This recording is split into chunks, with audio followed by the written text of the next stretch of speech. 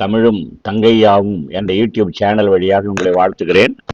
இன்றைய பதிவிலே TNPSC UGTRB பாடத்திட்டத்தில் இருக்கிற அலகு 8 உரைநடை இலக்கியம் என்ற ஒரு பாடம் இருக்கிறது.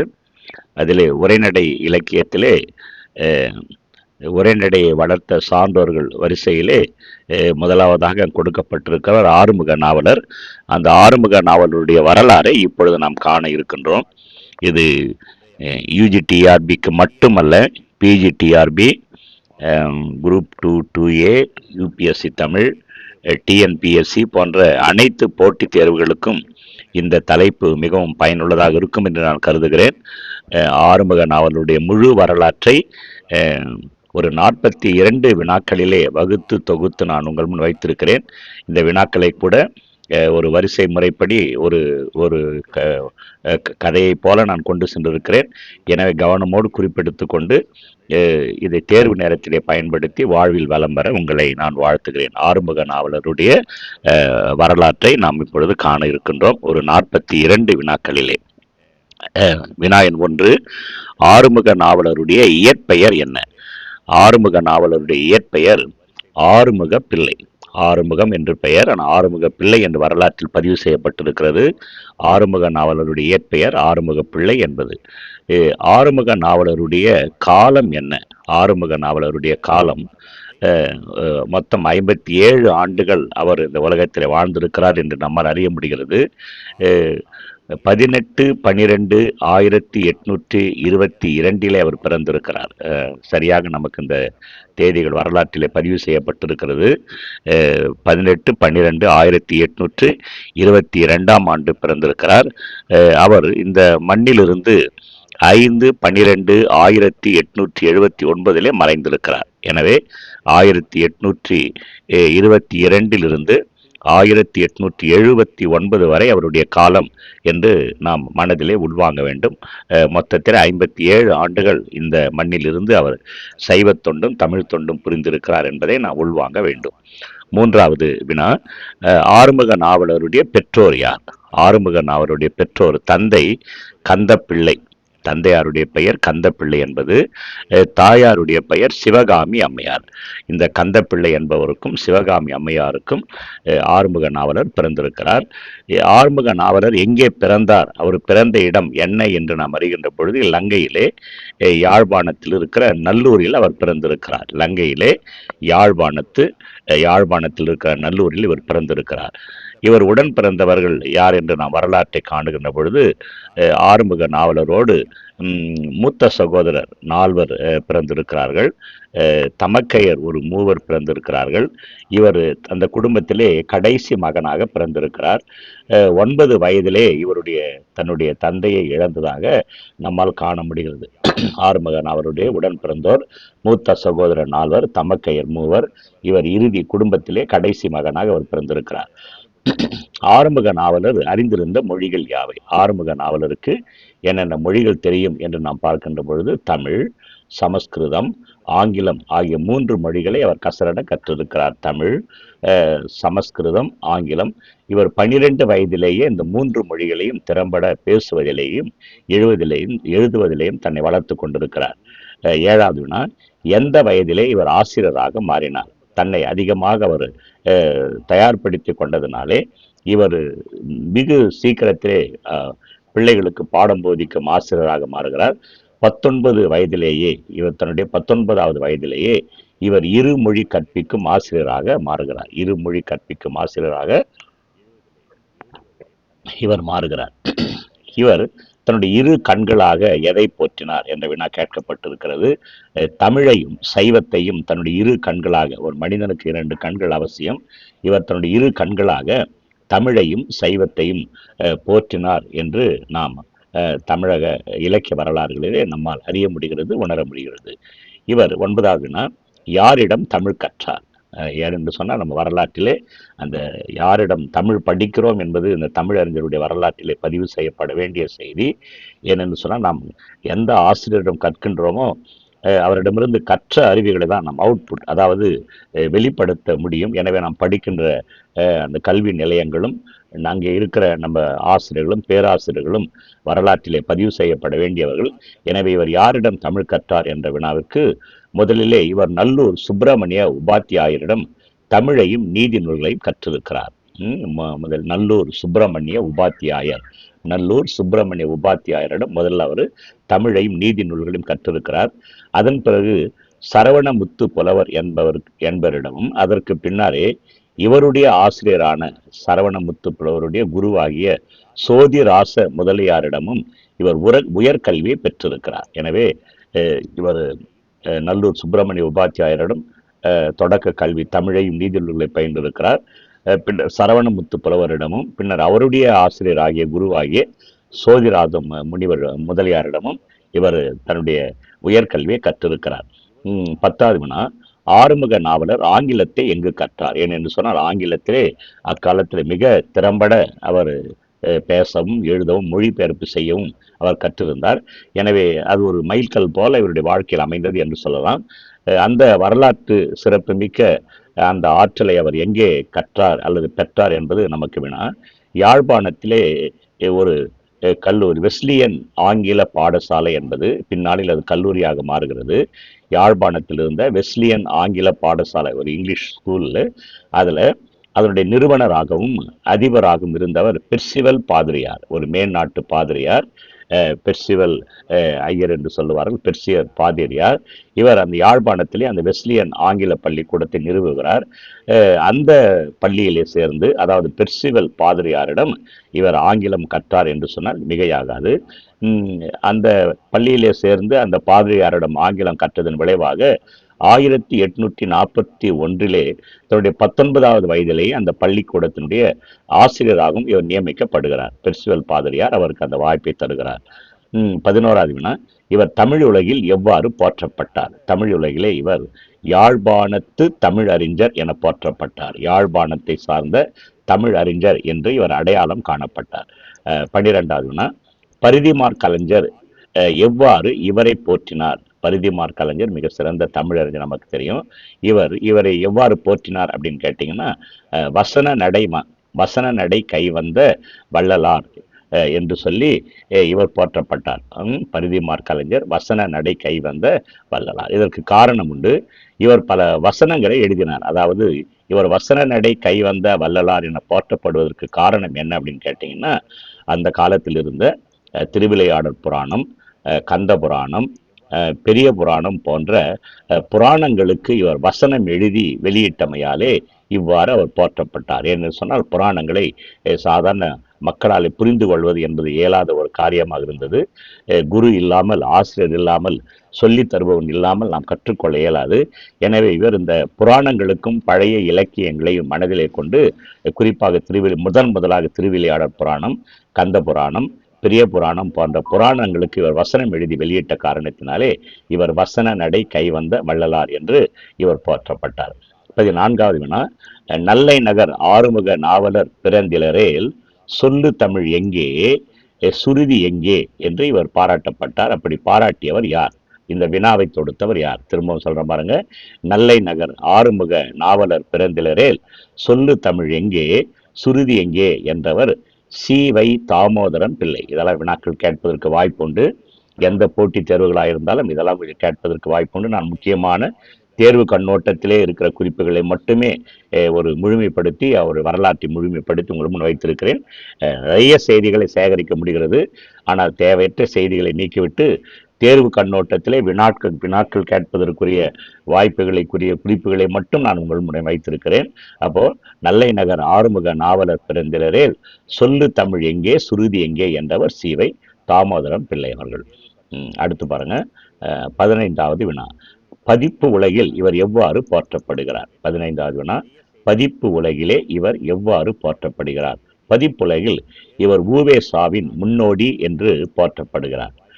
16வது வினா, ஆறுமுக நாவலர் தமிழ் உரைநடை உலகில் எவ்வாறு புகழப்படுகிறார்? தமிழ் உரைநடை, நம்ம இப்போ உரைநடை வரலாற்றை தான் நம்ம பார்க்குறோம். உரைநடையினுடைய தோற்றமும் வளர்ச்சியும் இயல் 8 என்று நாம் கொடுக்கப்பட்டிருக்கிறது UGTRவிலே. அதனுடைய வளர்ச்சியை தான் நம்ம பார்த்து கொண்டிருக்கிறோம். இவர் உரைநடை உலகிலே இவர் எவ்வாறு புகழப்படுகிறார் அப்படின்னு என்று பார்க்கின்ற பொழுது, இவர் தமிழ் உரைநடையின் தந்தை என்று போற்றப்படுகிறார். தமிழ் உரைநடையின் தந்தை. சில இடங்களிலே தமிழ் உரைநடையின் வேந்தர் என்றும் இவர் போற்றப்படுகிறார். இரண்டு வினாக்களும் கேட்பதற்கு உண்டு, குழப்பிக் கொள்ள வேண்டாம். நமக்கு வினாத்தாளிலே தமிழ் உரைநடையின் தந்தை என்று வந்தாலும் அது ஆறுமுக நாவலரை குறிக்கும். தமிழ் உரைநடையின் வேந்தர் என்று சொன்னாலும் அது ஆறுமுக நாவலரை குறிக்கும். இதை கவனமோடு தேர்வுக்கு தயாராகின்ற அன்பர்கள் ஒரு டைரியோ நோட்டு புத்தகத்தையோ வைத்து இந்த குறிப்புகளை பதிவு செய்து கொள்ளும்படி உங்களை அன்புடன் நான் வேண்டுகிறேன். 17வது வினா, உரைநடையில் இவர் செய்த சீர்திருத்தம் என்ன? உரைநடையில் இவர் செய்த சீர்திருத்தம், நிறுத்தற் குறியீடுகளை இவர் அறிமுகம் செய்தார். நிறுத்தற் குறியீடுகளை உதாரணமாக பார்த்தீங்கன்னா ஆச்சரியக்குறி, வாக்கிய அமைப்பில் நாம் ஆச்சரியக்குறி, வினாக்குறி, கேள்விக்குறி, இந்த குறிகளை அறிமுகப்படுத்தியவர், அந்த குறியீடுகளை அறிமுகப்படுத்தியவர் என்று சொல்லுவார்கள்.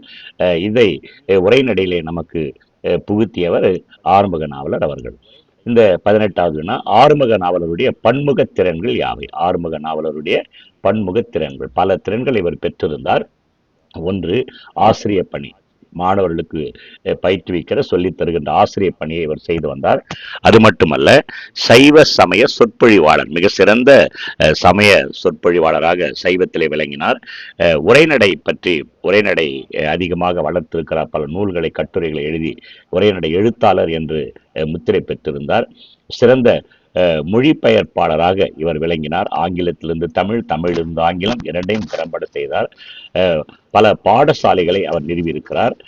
அச்சுக்கூடத்தை இலங்கையிலேயும் சென்னையிலேயும் ஒரு அச்சுக்கூடங்களை நிறுவினார். ஒரே ஒரு பெயரில் பின்னால் நாம் பார்க்க இருக்கிறோம். பல நூல்களை, கணக்கற்ற பல நூல்களை பதிப்பு செய்திருக்கிறார். பழைய நூல்களை கண்டெடுத்து பிழை திருத்தம் செய்து அதை பதிப்பு செய்து நூலாக வெளியிட்டிருக்கிறார்.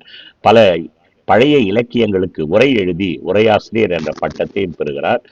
எந்த தலைப்பிலேயும் எழுதுகின்ற திறன் பெற்ற எழுத்தாளராக அவர் காட்சியளிக்கிறார். அப்ப முக்கியமான வினா பாருங்க, ஆறுமுக நாவலுடைய பன்முக திறன்கள்: 1 ஆசிரியர், 2 சைவ சமய சொற்பொழிவாளர், 3 உரைநடை எழுத்தாளர், 4 மொழிபெயர்ப்பாளர், பாடசாலை நிறுவனர், பள்ளிக்கூடம், சைவ பள்ளிக்கூடம், அதே போல பல தமிழ் பள்ளிக்கூடங்களை நிறுவி அதன் மூலமாக சமயத்தை, ஏனென்று சொன்ன இவர் காலகட்டத்திலே ஆங்கிலேயருடைய வருகை இந்தியாவில் ஏற்பட்டதுனாலே அந்த மிஷினரிகள், மேல்நாட்டு மிஷினரிகள் பல பள்ளிக்கூடங்களை நிறுவி பள்ளிக்கூடங்கள் வழியாக தம்முடைய சமயத்தை பரப்புகின்ற அந்த நுணுக்கத்தை கண்டு இவரும் பள்ளிக்கூடங்களை நிறுவி அதன் மூலமாக சைவத்தை வளர்க்கின்ற ஒரு மிகப்பெரிய அற்புதமான முயற்சியை எடுத்தார் என்பது பதிவு செய்யப்பட வேண்டிய செய்தி.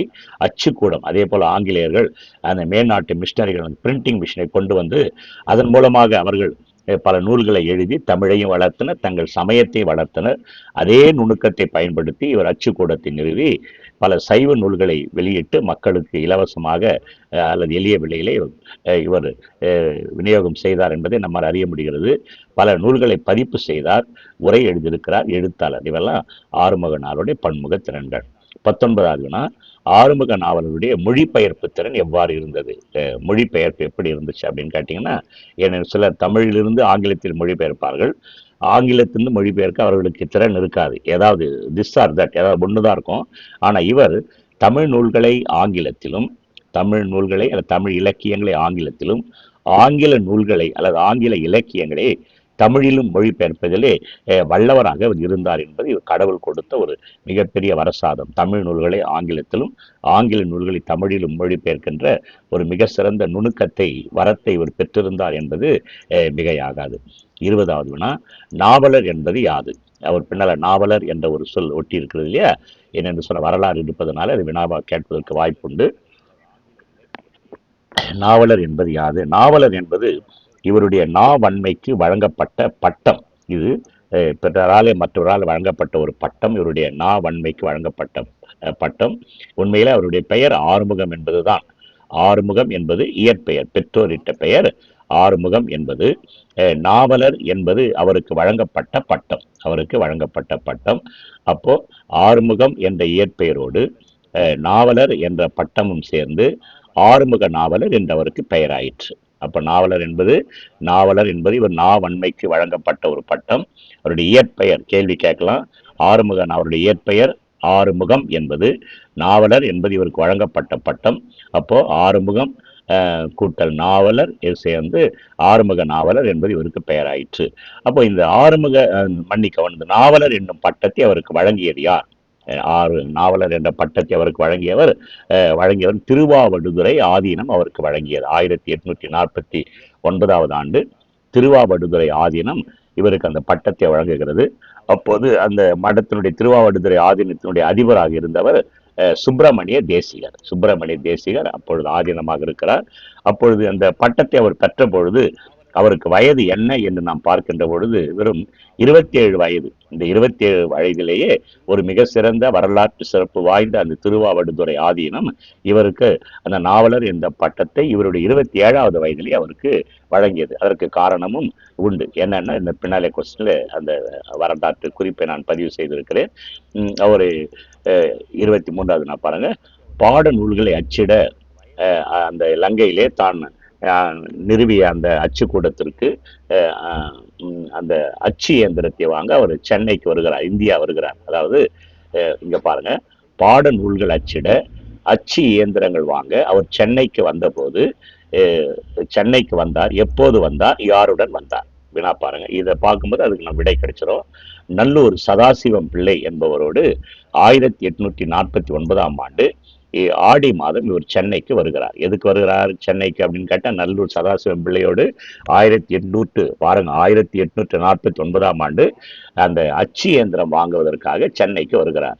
அப்போ அந்த வந்த நேரத்திலே அப்போதுதான் அந்த திருவாவடுதுறை ஆதீனத்திலே சைவ பிரசங்கம் செய்கிறார். அந்த இடத்திலே நேரம் கிடைக்கின்ற பொழுது அந்த பேச்சாளர்கள் ஒரு ஊருக்கு செல்லுகின்ற பொழுது, வாய்ப்பு கிடைக்கின்ற பொழுது அந்த முக்கியமான இடங்களிலே தங்களுடைய உரையை ஆற்றுகிற பழக்கம் இன்றைக்கு உண்டு. எனவே இலங்கையிலிருந்து வந்த அந்த தமிழறிஞர் வாய்ப்பு கிடைத்த காரணத்தினாலே திருவாவடுதுறை ஆதீனத்திலே சைவ பிரசங்கம் செய்கிறார். தன்னுடைய புலமையை அங்கே வெளிப்படுத்திய, மிக சிறந்த முறையில் வெளிப்படுத்திய காரணத்தினாலே அவருடைய பேச்சை கேட்டு மலைத்து போன அந்த திருவாவடுதுறை ஆதீனம் அவருக்கு நாவலர் என்ற பட்டத்தை அவருக்கு தருகிறது. இதுதான் வரலாறு. அப்போ அச்சு இயந்திரத்தை வாங்க அவர் சென்னைக்கு வருகிறார். சென்னைக்கு வந்தபோது நேரம் கிடைத்த அந்த நேரத்தில் சில காலம் சென்னையில் தங்கியிருக்கிறார்.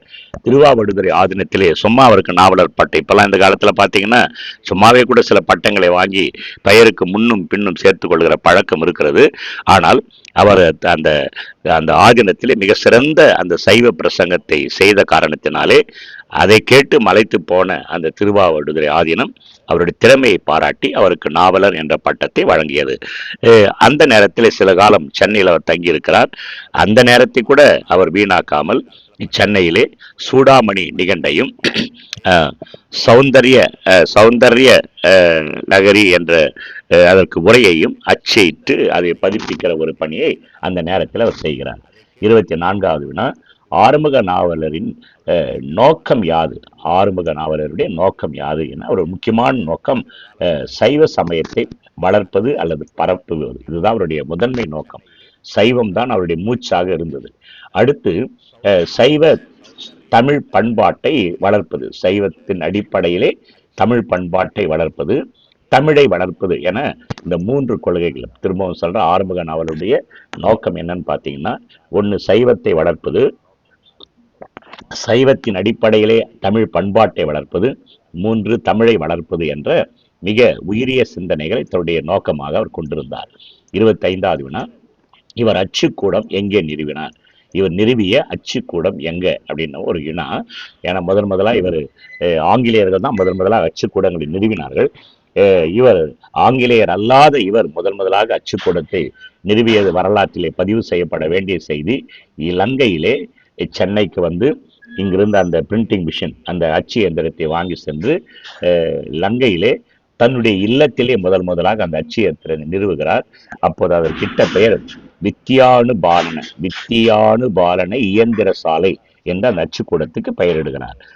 அதன் பிறகு சென்னையிலேயும் ஒரு அச்சுக்கூடத்தை அவர் நிறுவுகிறார்.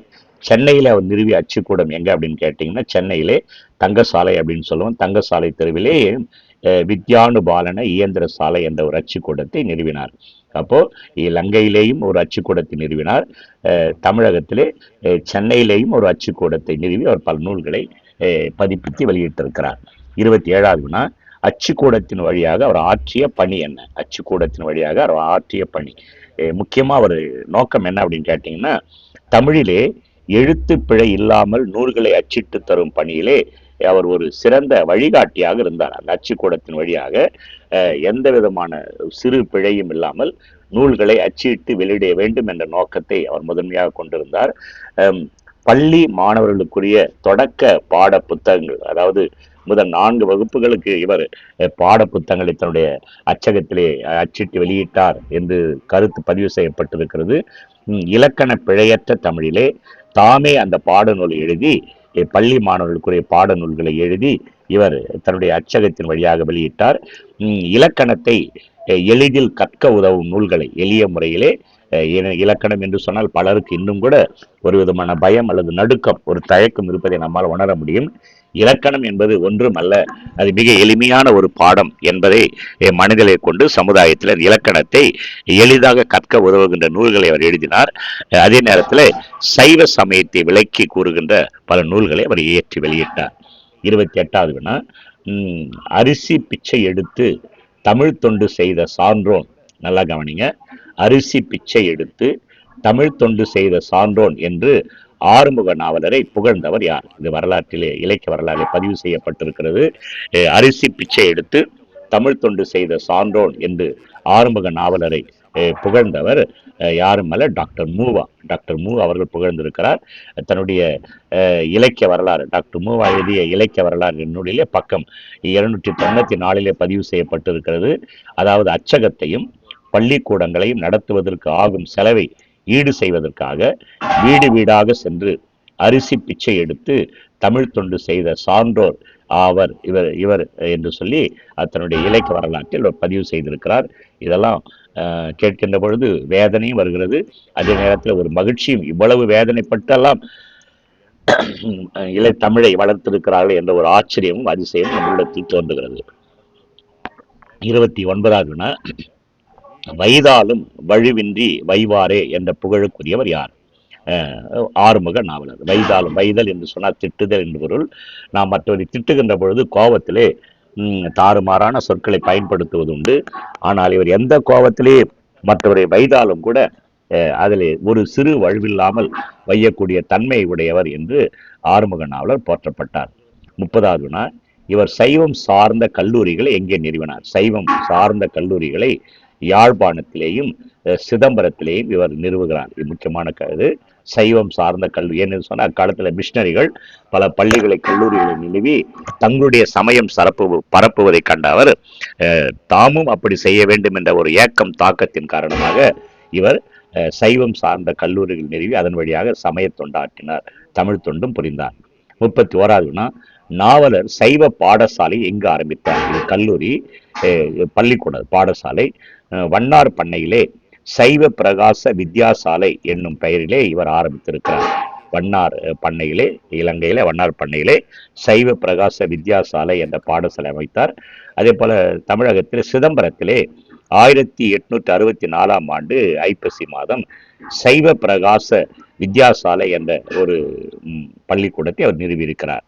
இதெல்லாம் சாதாரணமான ஒரு பள்ளிக்கூடம் நிறுவுவது, அச்சகம் நிறுவுவது, கல்லூரிகள் நிறுவுவது எவ்வளவு பெரிய சாதனை. அதாவது வாழ்நாள் முழுவதும் திருமணம் செய்து கொள்ளாமலே தமிழுக்கும் சைவத்துக்கும் தன்னுடைய வாழ்க்கையை தியாகம் செய்த ஒரு பெரியார் என்று அவர் சொல்லலாம். 32வது கிறிஸ்தவத்திற்கு இவர் செய்த பங்களிப்பு என்ன? கிறிஸ்தவ மதத்திற்கு இவர் செய்த பங்களிப்பு. இலங்கையிலே பெர்சிவல் பாதிரியாருடைய வேண்டுகோளை ஏற்று பைபிளை தமிழிலே மொழிபெயர்க்க இவர் பெரிதும் உதவி செய்தார் என்பது வரலாறு. இதை யாரும் மறுக்கவும் முடியாது, மறைக்கவும் முடியாது.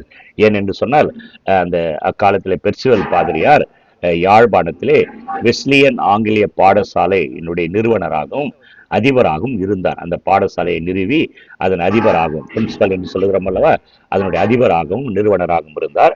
அந்த பெர்சிவல் பாதிரியாருடைய அந்த வெஸ்லியன் ஆங்கில பள்ளிக்கூடத்திலே தான் இவர் ஆறுமுக நாவலர் சேர்ந்து தன்னுடைய ஆங்கில அறிவை வளர்த்து கொள்கிறார். அப்படியானால் அந்த வெஸ்லியன் பள்ளிக்கூடத்தின் அதிபரும் நிறுவனருமான பெர்சிவல் பாதிரியார் தான் இவருக்கு ஆங்கிலத்தை கற்றுத்தந்த ஆசிரியர் என்று நம்மால் ஊகிக்க முடிகிறது.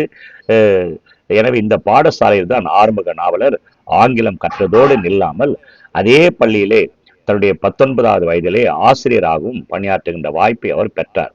எனவே இந்த சூழ்நிலையிலே ஆங்கிலம் கற்றது, அங்கே பணியாற்றுவது, இதை மனதில் கொண்டு அந்த பெர்சில் பாதிரியாருடைய வேண்டுகோளை தட்ட முடியாது அன்பின் காரணமாக அவர் பிற சமயத்தவராக இருந்தாலும் பிற சமயத்தினுடைய கிறிஸ்தவ சமயத்தினுடைய அடிப்படை நூலான அந்த பைபிளை தமிழில் மொழிபெயர்க்க பெருந்தன்மையோடு அவர் உதவி செய்வது வரலாற்றில் பதியப்பட வேண்டிய செய்தி.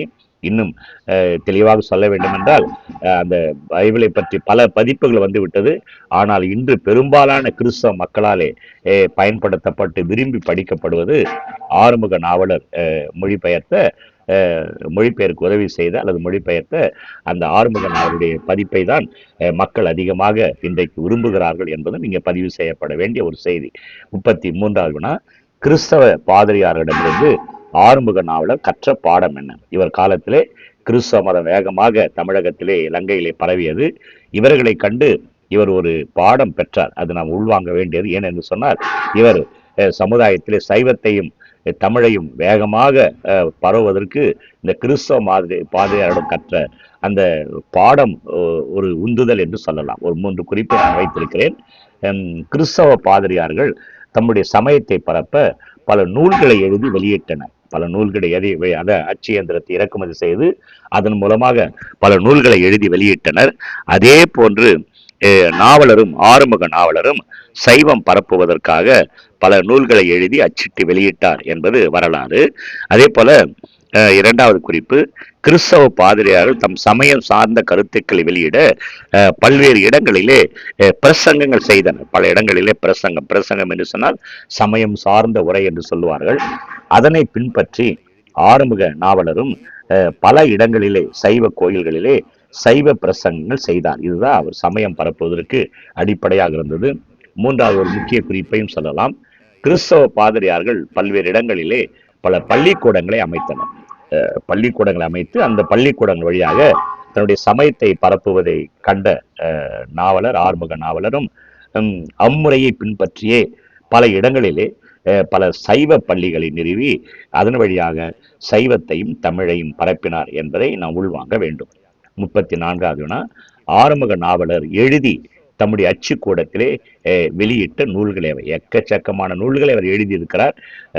அது மிகப்பெரிய ஏறக்குறைய 65 நூல்களை எழுதியதாக இலக்கிய வரலாறு நமக்கு காட்டுகிறது. முடிந்தவரை நான் வகுத்து தொகுத்து கொடுத்திருக்கிறேன்.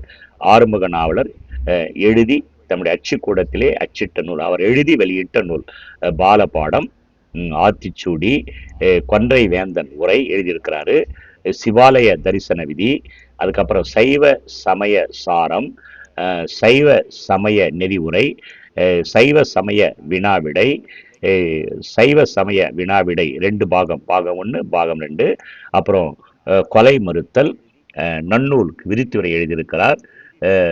திருச்செந்தினி ரோட்டக யமக அந்தாதி உரை, கொஞ்சம் பார்த்து படிங்க. திருச்செந்தினி ரோட்டக யமக அந்தாதி உரை. அதன் பிறகு திருமுருகாற்று படைக்கு உரை, பெரிய புராணத்துக்கு வசனம், பெரிய புராண வசனம், திருவிளையாடற் புராண வசனம், கந்த புராண வசனம், சிவஞான போதத்தினுடைய சுருக்கம், இப்படி பல நூல்கள், எண்ணிறந்த நூல்கள். அதை உங்களுக்கு கொஞ்சம் பிரித்து முடிஞ்ச வரைக்கும் நான் அந்த பேராவை பிரித்து காட்டியிருக்கிறேன் பாருங்கள். அப்புறம் இலக்கணத்தில் பார்த்தீங்கன்னா இலக்கண சுருக்கம், இலக்கண கொத்து, இலக்கண வினாவிடை, அப்புறம் பாலர் பாடல், சிறு பிள்ளைகளுக்கான முதல் 4 வகுப்புகள் என்று சொல்லுகிறார்கள்.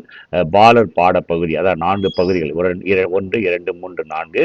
அப்புறம் சிதம்பர மான்மிய வசனம், தமிழ் அகராதி எழுதியிருக்கிறார். தமிழ் சமஸ்கிருத அகராதியை தொகுத்து வழங்கியிருக்கிறார். தமிழ் ஆங்கில அகராதியை வகுத்திருக்கிறார். அதன் பிறகு ஞானகும்மி, இயேசு மத்த பரிகாரம், வஜ்ர தாண்டகம், ஏர் எழுபது போன்ற 60 நூல்கள், ஏறக்குறை 60 நூல்கள் பட்டியலிடப்பட்டிருக்கிறது. கடைசியிலே கூட நான் முடிந்தவரை அதை நான் வகுத்து தொகுத்து கொடுத்திருக்கிறேன். நூல்களை கொஞ்சம் மனதில் வைத்துக் கொள்ளுங்கள். ஏனென்று சொன்னால் வினாத்தாளில் இது கேட்பதற்கு வாய்ப்பு உண்டு. 35வது வினா, இவர் எந்த நூல்களுக்கு உரை எழுதினார்? மேலே நம்ம அவர் எழுதி பதிப்பித்த நூல்களை உரை எழுதியது. இவர் எந்தெந்த நூலுக்கு உரை எழுதினார் முக்கியமாக அப்படின்னு பார்த்தோம்னா கோயில் புராணம், நன்னூல், சைவ நெறி, வாக்குண்டாம், நல்வழி, நன்னெறி முதலியவைக்கு இவர் உரை எழுதியிருப்பதாக நம்மால் அறிய முடிகிறது. இவர் போலி மருட்பா என்ற ஒரு நூலை எழுதி ஒரு மிகப்பெரிய பிரச்சனை கோர்ட் வரைக்கும் இந்த இது போல அதை நான் ரொம்ப விவரமா எடுக்கல. போலி மருட்பா என்னும் நூலை அவர் எழுதினார். அதுக்கு காரணம் என்ன அப்படின்னு கேட்டீங்கன்னா, ராமலிங்க அடிகளார், அதாவது வள்ளலார் என்று சொல்கிறோம் அல்லவா, அவருடைய பாடல்களை சில ஆலயங்களிலே உற்சவர்கள் திருமுறைக்கு பதிலாக சில ஆலயங்களிலே பாடி வந்தனர். இப்படி ராமலிங்க அடிகளாருடைய வள்ளலாருடைய பாடலை திருமுறைக்கு பதிலாக ஆலயங்களிலே பாடுவதை இவர் விரும்பவில்லை. அது அருட்பா அல்ல, அது மருட்பா, அதை நம் ஆலயத்திலே பாடக்கூடாது என்ற கருத்தை முன்வைத்தார். அதாவது இதை விரும்பாத நாவலர் இதனை எதிர்த்து வள்ளலாருடைய பாடல்கள் அருட்பா அல்ல, அவை மருட்பா என்னும் பொருளிலே போலி மருட்பா என்னும் நூலை எழுதி வெளியிட்டார். அவங்க கேஸ் போடுறாங்க, ஒரு கேஸ் போடுறாங்க. அது கூட சுவையான நிகழ்ச்சிகள் பல வரலாற்றில் பதிவு செய்யப்பட்டிருக்கிறது. வரலாற்று குறிப்புக்காக இதை மட்டும் பதிவு செய்கிறேன். போலி மருட்பா என்ற நூலை எழுதி வெளியிட்டவர் ஆறுமுக நவலார். காரணம், ராமலிங்க அடிகளாருடைய பாடல்கள் கோயில்களில் பாடக்கூடாது என்ற கருத்தை மக்களிடையே கொண்டு சேர்ப்பதற்காக இந்த காரியத்தை அவர் செய்கிறார். 37வது ஆறுமுக நாவலுடைய வாழ்க்கை வரலாற்றை ஒருவர் எழுதி முழு நூலாக வெளியிட்டிருக்கிறார். நாவலர் சரிதம் என்ற நூலுக்கு பெயர் நாவலர் சரிதம். இது எழுதியது கைலாசம் பிள்ளை என்பவர் எழுதியிருக்கிறார். ஆறுமுக நாவலுடைய வாழ்க்கை வரலாற்றை கூறும் நூல் நாவலர் சரிதம்.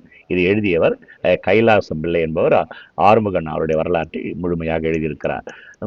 38வது வினா, இறுதியிலே வாழ்க்கையினுடைய இறுதியில் அவர் பெற்ற புகழ் யாது? அவர் பெற்ற புகழ், யாழ்ப்பாணம் நல்லூர் கந்தசாமி கோவில் அருகே இவருக்கு மணிமண்டபம் ஒன்று கட்டப்பட்டிருக்கிறது. யாழ்ப்பாணத்திலே, அவர் வாழ்ந்த நாட்டிலே யாழ்ப்பாணம் நல்லூர் கந்தசாமி கோவில் அருகே இவருக்கு ஒரு மணிமண்டபம் கட்டப்பட்டிருக்கிறது. இலங்கை அரசு இவருடைய சிறப்பை போற்றி 29/10/1971 அன்று ஒரு அஞ்சல் தலை ரூபாய் 5 அளவு என்று நான் நினைக்கிறேன், ஒரு அஞ்சல் தலையை வெளியிட்டு ஒரு படத்தை வைத்து சிறப்பித்திருக்கிறது. சென்னையிலே மன்னிவாக்கம் என்ற ஒரு இடம், அந்த இடத்தில் இருக்கிற நடேசன் வித்யாலயா பள்ளியிலே இவருடைய பெயராலே, வேற எங்கும் இந்த இல்லாததுனால இங்கு பதிவு செய்யப்பட்டிருக்கிறது, இவருடைய பெயராலே ஒரு கலையரங்கம் அந்த பள்ளிக்கூடத்தினுடைய வளாகத்தில் இருக்கிறது என்பதை நாம் பதிவு செய்யப்பட வேண்டும். சைவம் சார்ந்தவர்கள் இவரை 5ஆம் சமயக்குறவர் என்று போற்றுகிறார்கள். சமயக்குறவர் நால்வர் என்று தான் நாம் சொல்லுகிறோம், சமயக்குறவர் நால்வர். எனவே 5ஆம் சமயக்குறவர் என்று இவரை போற்றுகிறார்கள். வினா தனியாக கூட கேட்பதற்குண்டு. 5ஆம் சமயக்குறவர் என்று அழைக்கப்படுபவர் யார் அப்படின்னு வினா கேட்டால் ஆறுமுக நாவலர் என்று நாம் பதில் சொல்ல தெரிந்திருக்க வேண்டும், அல்லது கருத்தை நாம் உள்வாங்கியிருக்க வேண்டும். 40வது வினா, ஆறுமுக நாவலர் ஒரு பிற்போக்குவாதி என்னும் கருத்தை விளக்குக. இவ்வளவு சிறப்புக்குரிய ஆறுமுக நாவலர் இவ்வளவு யாரும் செய்ய முடியாத அரிய பெரிய கருத்துக்களை பதிவு செய்து சமுதாயத்திற்கும் சைவத்திற்கும் தமிழுக்கும் மிக தொண்டாற்றிய அவரை பற்றிய ஒரு சிறு கீறல் என்று கூட சொல்லலாம். அவர் ஒரு பிற்போக்குவாதி என்று சில இலக்கிய பதிவுகளில் பதிவு செய்யப்பட்டிருக்கிறது. அதற்குரிய காரணம் பாருங்க, நாவலர் சைவ சமய பிரச்சாரத்தில் தீவிரமாக அவர் இருந்தாலும் கூட, ஆனால் சமூக சீர்திருத்தத்திலே அவர் ஒரு பிற்போக்குவாதத்தை அவரிடம் காண முடிகிறது என்ற பதிவை நம்மால் காண முடிகிறது. எப்படின்னு கேட்டீங்கன்னா, அவர் சைவ வினாவிடை, முதலாம் சைவ வினாவிடை நூலிலே ஒரு இடத்தில் பதிவு செய்திருக்கிறார். தாழ்ந்த ஜாதியாரிடத்தில் போஜனம் பண்ணல் ஆகாது என்ற குறிப்பை பதிவு செய்திருக்கிறார். தாழ்ந்த ஜாதியாரிடத்தில் போஜனம் பண்ணல் ஆகாது என்ற பதிவு அவருடைய பிற்போக்கு தனத்தை சுட்டி காட்டுகிறது என்று சில இலக்கியவாதிகள் பதிவு செய்திருக்கிறார்கள். வினா கேட்பதற்கு வாய்ப்பு உண்டு, அதை மனதிலே நீங்கள் உள்வாங்க வேண்டும். 41வது வினா நான் தொகுத்து கொடுத்திருக்கிறேன். ஆறுமுக நாவலர் பதிப்பித்த நூல்கள், ஒருவேளை இவற்றில் பிழை ஏற்பட்டிருக்கலாம், இருந்தால் கூட ஒருவேளை நீங்கள் சில செய்திகள் அறிந்திருந்தால் கூட அதை கமெண்ட் பாக்ஸில் பதிவு செய்யுங்கள். என்று சொல்ல பழைய வரலாறுகள், இந்த பழைய வரலாறை தொகுத்து வகுத்து தருகின்ற பொழுது சில பிழைகள் ஏற்படுவதற்கு வாய்ப்பு உண்டு. இதில் ஏதாவது பிழைகளோ கூடுதலோ கழித்தல் இருந்தால் உங்களுடைய கருத்துக்களை கமெண்ட் பாக்ஸிலே நாம் பதிவு செய்கின்ற பொழுது மற்றவருக்கு அது மிகவும் பயனுள்ளதாக அமையும் என்பது உள்வாங்க வேண்டிய செய்தி. அவர் பதிப்பித்த நூல்கள் சூடாமணி நிகண்டுரை, சௌந்தரிய லகரி உரை, திருக்குறள் பரிமேல் அழகர் உரையை பதிப்பித்திருக்கிறார், சேனாவரையம், பாரதம், திருக்கோவையார், சிவஞான போத சிற்றுரை, 11ஆம் திருமுறை, திருவாசகம், அகத்திய தேவார திரட்டு, நன்னூல் விருத்தியுரை, தொல்காப்பிய பாயிர முதல் சூத்திர விதி, பிரயோக விவேகம், சேனாவரையம், தருக்க சங்கிரகம், சூடாமணி நிகண்டு போன்ற நூல்களுக்கு ஆறுமுக நாவலர் அவர் பதிப்பித்த நூல்கள். இவைதான் அவர் பதிப்பித்த நூல்கள் நம்ம உள்வாங்க வேண்டும். அதுக்கப்புறம் 42வது ஆறுமுக நாவலர் எழுதியும் பதிப்பித்தும் பதிப்பும் செய்த மொத்த நூல்களுடைய பட்டியல். இது இறுதி வினா என்று நினைக்கிறேன். அவர் சிலர் எழுதியிருக்கிறார், உரை எழுதியிருக்கிறார். அவருடைய நூலே சொந்த நூல். பல பழைய நூல்களை தேர்வு செய்து அதை சப்பம் செய்து தன்னுடைய பதிப்பகத்தின் அச்சகத்தின் வழியாக அவர் பதிப்பித்து வெளியிட்டிருக்கிறார். அந்த மொத்த லிஸ்ட்டை நான் கொடுத்து ஏறக்குறைய 60 நூல்கள் என்று சொல்லப்படுகிறது. என்னுடைய கவனத்தில் வந்தவற்றை நான் உங்களுக்கு தட்டச்சு செய்து உங்கள் பார்வையில் வைத்திருக்கிறேன். இதில் விடுபட்ட நூல்களை கூட நீங்கள் கமெண்ட் பாக்ஸில் பதிவு செய்யலாம். ஆறுமுக நாவலர் இவ்வளவு நூல் பாருங்க, இதெல்லாம் ஒரு ஆச்சரியப்பட வேண்டிய செய்தி. அகத்தியர் அருளிய தேவார திரட்டு, அன்னம் பட்டியம், இலக்கண கொத்து, இலக்கண சுருக்கம், இலக்கண விளக்க சூறாவளி, இலக்கண வினாவிடை, இலக்கண பூமி சாஸ்திரம், ஏர் 70, கந்தபுராண வசனம், கந்தபுராணம் பகுதி 1, 2, கொலை மறுத்தல், கோயிற் புராணம் புதிய உரை என்று போடப்பட்டிருக்கிறது, சிதம்பர மான்மியம், அப்படியே இருங்க. அப்புறம் சிவஞான போதமும் பொழிப்புரையும் பாருங்க. சிவஞான போதமும் வத்திகம் என்னும் பொழிப்புரையும், சிவஞான போத சிற்றுரை, சிவராத்திரி புராணம், சிவசேத்ராலய மகாத்ஸ்வ உண்மை விளக்கம், சிவாலய தரிசன விளக்கம், சுப்பிரமணிய போதகம், சூடாமணி நிகண்டு, சேது புராணம், சைவ சமய நெறி, சைவ தூஷண பரிகாரம், சைவ வினாவிடை, சௌந்தர்ய லகரி உரை, ஞான கும்மி, தர்க்க சங்கிரகம், அப்படி இருங்க. எத்தனை நூல் பார்த்துருக்கோம்? 27 நூல் பார்த்துருக்குறோம். அப்போ 28 பாருங்க. தர்க்க சங்கிரக தீபிகை, தனிப்பா மாலை, தாயுமான சுவாமிகள் திருப்பாடல் திரட்டு, திருக்குறள் பரிமேல் அழகர் உரை, திருக்கை வழக்கம், திருக்கோவையார் மூலம், திருக்கோவையார் நச்சினார்க்கினியர் உரை, திருச்செந்தூர் நீரோட்ட யமக வந்தாதி, திருஞான சம்பந்தமூர்த்தி நாயனார் புராணம், திருமுருகாற்றுப்படை, திருவாசகம் மூலம், திருவிளையாடற் புராணம், தெய்வான எம்மை திருமணப்படலம், தொல்காப்பிய சூத்திர விருத்தியுரை, நன்னூல் காண்டிகையுரை, நன்னூல் விருத்தியுரை, நீதிநூல் திரட்டு மூலமும் உரையும், நைடத உரை, 11ஆம் திருமுறை முறை கொஞ்சிருங்க. அப்புறமா பாலபாடம் 4 தொகுதிகள், பிரபந்த திரட்டு, பிரயோக விவேகம், புட்பவிதி, பெரிய புராண வசனம், போலி அருட்பா மறுப்பு, போலி அருட்பா வசனம், மார்கண்டேயம், வத்திரகாண்டம், வாக்குண்டாம் போன்ற 60 அல்லது 65 நூல்களை இவர் எழுதியும் திரட்டியும் சேகரித்தும் தன்னுடைய அச்சகத்தின் வாயிலாக இவர் பதிப்பு செய்தார் என்ற குறிப்பை நம்மால் அறிய முடிகிறது. பல செய்திகள் இவரை பற்றி வரலாற்று குறிப்புகள் பரவியும் விரவியும் தமிழ் இலக்கியத்திலே இருக்கிறது. நான் தேர்வு கண்ணோட்டத்திலே நமக்கு பயன்படுகின்ற விதத்தில் மட்டும் இந்த ஆறுமுக நாவலர் பற்றிய செய்திகளை வகுத்து தொகுத்து ஒரு 42 வினாக்களாக நான் உங்களுக்கு தொகுத்து கொடுத்திருக்கிறேன். இது உங்களுக்கு அதிகமாக பயன்படும் என்று நான் கருதுகிறேன். குறிப்பாக யூஜிடிஆர்பியிலே மாணவ செல்வங்கள் ஆசிரியர் நண்பர்கள் இப்பொழுது பிஜிடிஆர்பி முடிந்தது, தேர்வு முடிந்திருக்கிறது. அடுத்து நாம் எதிர்பார்ப்பது யூஜிடிஆர்பி. அதற்கு ஏற்றாற்போல மாணவ செல்வங்கள் பலர் தயாராகி கொண்டிருப்பீர்கள், பலர் தொடர்பும் கொண்டிருக்கிறார்கள். அந்த யூஜிடிஆர்பி பாடத்திலே அலகு 8 உரைநடை இலக்கியம், கடந்த பதிவு உரைநடையினுடைய தோற்றமும் வளர்ச்சியும் என்ற பதிவை நான் 2 நாட்களுக்கு முன்னால் பதிவிட்டேன். அதனுடைய தொடர்ச்சியாக அந்த உரைநடை வளர்ச்சியிலே மிக சிறந்து பங்காற்றிய ஆறுமுக நாவலரை பற்றிய வரலாற்றை முடிந்தவரை நான் கொடுத்திருக்கிறேன். இந்த பதிவு உங்களுக்கு மிகவும் பயனுள்ளதாக இருக்கும் என்று நான் கருதுகிறேன். இது உங்களுக்கு பயனுள்ளதாக இருந்திருந்தால் இதை நண்பர்களுக்கு ஷேர் செய்யுங்கள், இந்த பதிவை லைக் செய்யுங்கள், கமெண்ட் பாக்ஸிலே உங்களுடைய கருத்துக்களை பதிவு செய்யுங்கள். அடுத்த பாடத்தோடு மீண்டும் நாம் சந்திப்போம். வாழ்க வளமுடன். நன்றி, வணக்கம். மிக சிறந்து பங்காற்றிய ஆறுமுக நாவலரை பற்றிய வரலாற்றை முடிந்தவரை நான் கொடுத்திருக்கிறேன். இந்த பதிவு உங்களுக்கு மிகவும் பயனுள்ளதாக இருக்கும் என்று நான் கருதுகிறேன். இது உங்களுக்கு பயனுள்ளதாக இருந்திருந்தால் இதை நண்பர்களுக்கு ஷேர் செய்யுங்கள். இந்த பதிவை லைக் செய்யுங்கள். கமெண்ட் பாக்ஸிலே உங்களுடைய கருத்துக்களை பதிவு செய்யுங்கள். அடுத்த பாடத்தோடு மீண்டும் நாம் சந்திப்போம். வாழ்க வளமுடன். நன்றி, வணக்கம்.